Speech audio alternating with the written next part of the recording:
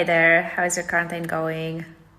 I don't know if you remember, but I promised that I will leave here some ideas of books that you can read, especially now that most of people have some free time.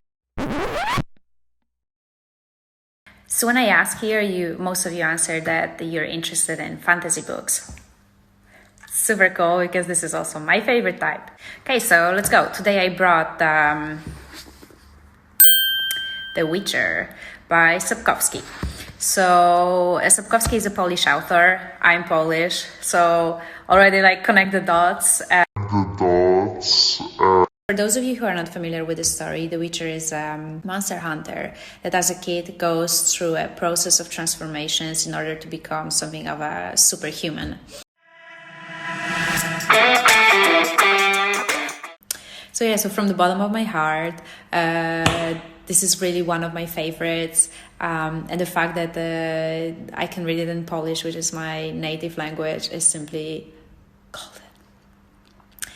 Anyway, going back to the title, so you probably know it already from the Netflix series that was released recently, or if not, then from the Spectacular Games, if you're a fan of PlayStation.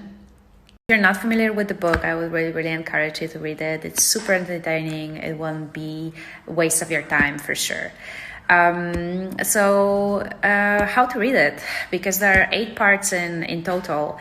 You have 2 parts that are short stories, and you have 5 parts of the actual saga, and then you have 1 part that was published after that, which actually takes place in between of the short stories. So it's a bit confusing, but so I would advise you to start with the short stories. The first one I have here, The Last Wish. My copy is so old, but I love it so much. Anyway, finish the 2 parts of the short stories, pass to the saga, and then to the last book published. I think this is the best order to start with.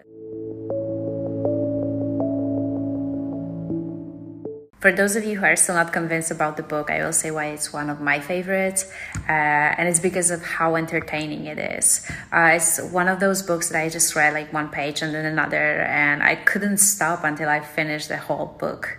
It has a great humor, and I think this is also one of the things that is not fully shown in the Netflix series, so also one of the reasons why you should definitely read the book. It's so easy to just get inside the Witcher's world. It's so inviting. You almost feel like you're really joining him for all those adventures. It's simply amazing. Okay, so that's it. I don't know if you're already familiar with the book, or maybe just with the Netflix series or the game. Let me know if you have any questions before reading it for the first time. Yeah.